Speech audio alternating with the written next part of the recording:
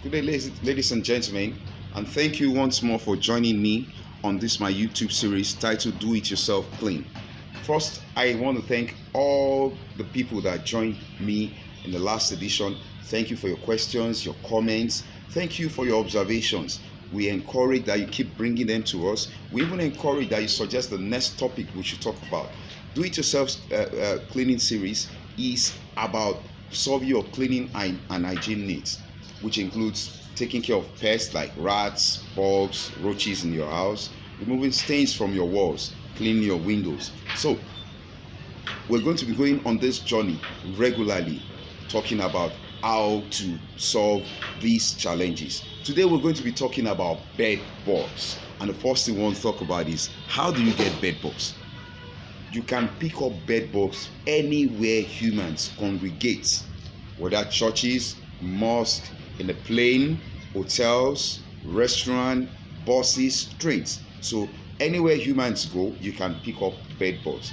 And you need to also be aware that bed bugs actually rely on human beings to move from one point to the other, to move from one home to the other, to move from one office to the other, to move from one plane to the other. Bed bugs rely chiefly on human beings. And I need to quickly burst your bubbles. The existence of bed bug in a home, in an office, even on a plane, does not speak about poor hygiene. A neatly kept five-star hotel, a brand new home, a brand new car, a brand new train can have bed bugs as long as humans go to and fro.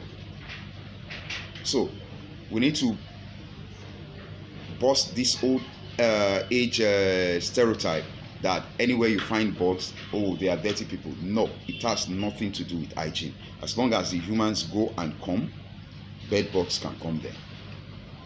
And that brings us to how we can prevent the bugs, how we can eliminate them. With my over 2 decades of experience handling bugs and roaches, I have crystallized the ways in which we can handle and eliminate bugs into 3 major ways. Number 1, heat. H-E-A-T. Number 2, water. Number 3, chemicals. I'll start with the heat. Each time you come back from an occasion, from an event, from a visit, and you feel funny, like you've picked up something, the best thing to do is to isolate the clothing and the baggages you brought in and put them in the sun. The bugs are very, very aversive to heat, and any heat that is over 30 degrees centigrade or that is consistent, sometimes it might not even be up to 30 degrees, but it's consistent, it's lasting for hours, it irritates them, they crawl out or they die. So you're just back from an event or from a trip and you are feeling funny about your clothing or baggages, we advise you use the sun. You're feeling funny about your sofa, or you actually saw bed bugs on your sofa, we advise you use the sun. You're feeling funny with your mattress, or you sighted bed bugs, we advise you use the sun. And it is advised that you expose them to this sunlight for over 5 hours whenever this is achievable. And while exposing these clothing, these furniture to the sun, we also advise you flip them over back and forth regularly.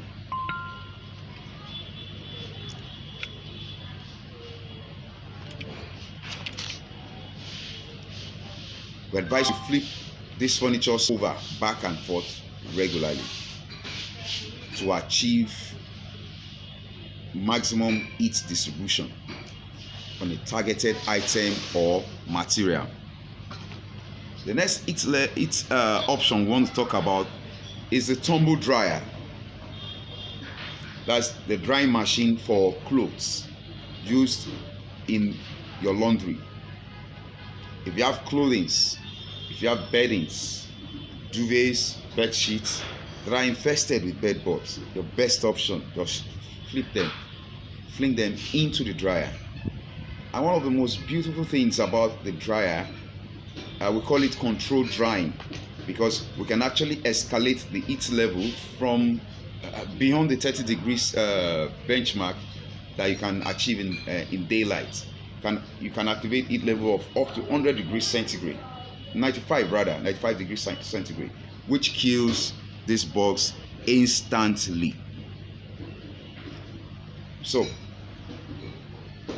if you're having challenges with bugs on your clothing, your throw pillows, even pillows, depending on the size of your dryer,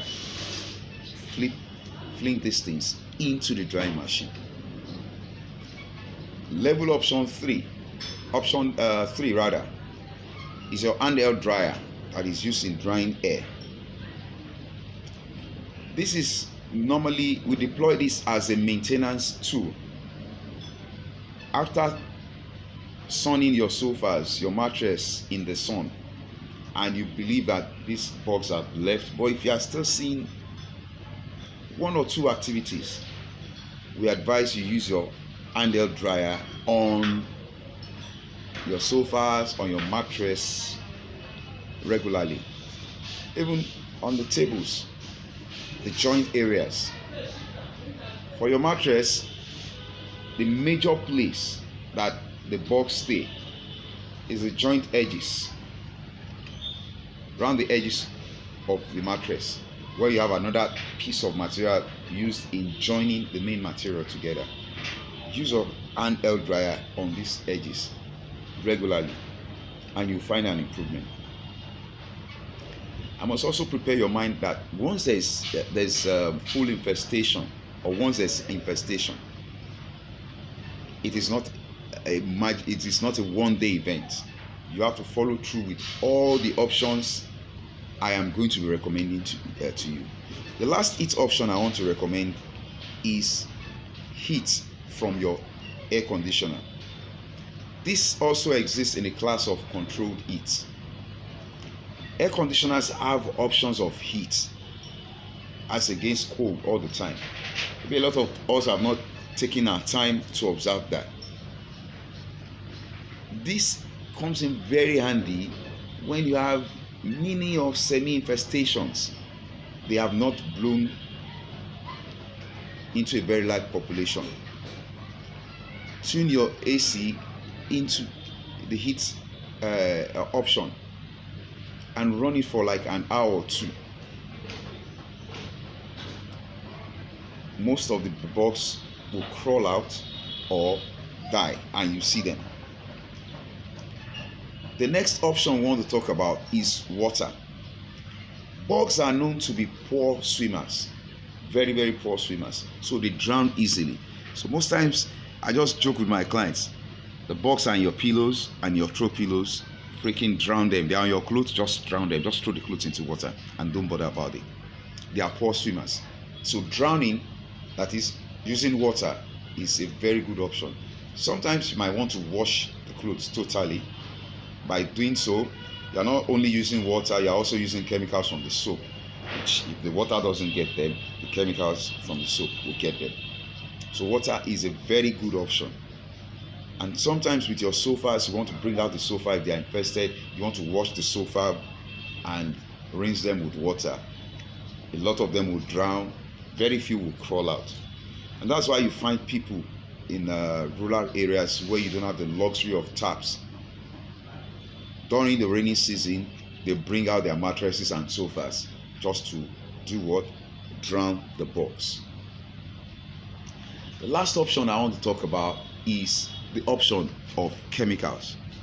The major chemical, or top on the list of chemical options I'm going to be suggesting to you, is fumigation. Viewers at home, if you are not a trained fumigator, I advise you do not fumigate your homes and your offices on your own. There are a lot of things that the sellers of these fumigants will not tell you. Some of them you get to hear from me or from professionals like me. We recommend that you call in a fumigator, especially when you have super infestations. That is, the population have blown over. You can see them on your walls, you can see them on your cables, you can see them in your cabinets. We recommend you call in a fumigator. Now, whilst preparing to fumigate your apartment, we want to also bring to your notice not to forget the conditions or the cautions you need to take when inviting a fumigator into your home. The fumigator does not know about your asthmatic spouse or child. It doesn't know about your infant. So, if you have any infant that is under 18 months, if you have an asthmatic family member, we recommend they move away from the house for a maximum period of 14 days and minimum of 10 days. This should not be toyed with. Don't let any fumigating operator tell you about the fact that, oh, it doesn't matter. It does matter. And I will take my time every time I have to mention fumigation on this series to tell you, to remind you specifically to take this caution. So, after fumigation, we recommend that you paint the house, the home, or the office if you can afford it. The work of painting is that the chemicals in the paints goes into the crevices of the wall, goes in between your frame. It permeates every wall surface and the ceiling, and it pushes out the bugs because the chemicals irritate them and it also kills them.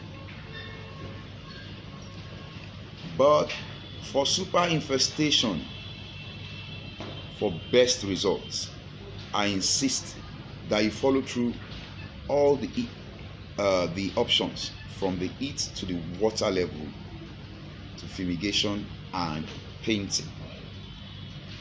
Bedbug elimination is not a stroll in the park, so it's better to prevent it. For my viewers that cannot readily afford fumigation or painting, my recommendation is you follow through the first two options, heat and water. They use a chemical, a concoction that I make, and I call it Kekam. It's a combination of kerosene and camphor. I told you in the last edition that camphor is one of the deterrents we use on insects. It irritates and it kills them. So when you now add camphor to kerosene, you have activated a very, very efficacious call it fumigant, call it deterrent. So if you cannot afford painting or fumigation for now, go for Kekam. How do you make Kekam? Half liter of kerosene to about 10 or 12 balls of camphor, grinded camphor. Add to the kerosene and wait patiently until the kerosene dissolves the camphor totally. After you achieve this, pour your solution into a spray can. You can use it as an aerosol, you can use it as a fumigant, you can use it on your furnitures, on your mattress, after using the first two methods we recommended. Thank you for your time. Thank you for your patience. I strongly recommend that you keep your questions coming, your suggestions. In fact, I recommend you suggest the next topic I'm going to be speaking about on this edition. The final option or the final advice I want to give to you is decongestion. Decongesting your home, decongesting your offices of furnitures, equipment that no longer serve your need. All pests, not only bugs, all pests usually look for hiding places when they come into your environment. They feel safer in hiding places. They breed easily in these hiding places. I'll start from cartons. The cartons you acquire from purchase of home appliances like fridges, TVs, and co. Wrappings, cartons that you acquire from buying washing machines. Dead radios, dead TVs. Please evacuate them. Unused traveling bags that you've not used in the last 10 years and you're just keeping it. Please throw them out. If they find less places to hide, it is easy for you to spot them and eliminate them. If they find less places to hide, a lot of times they want to move out of that environment also to go look for another hiding and breeding ground. So, till I come your way again, keep doing it clean yourself. Make it clean yourself. Hope to see you next time. Thank you for joining me.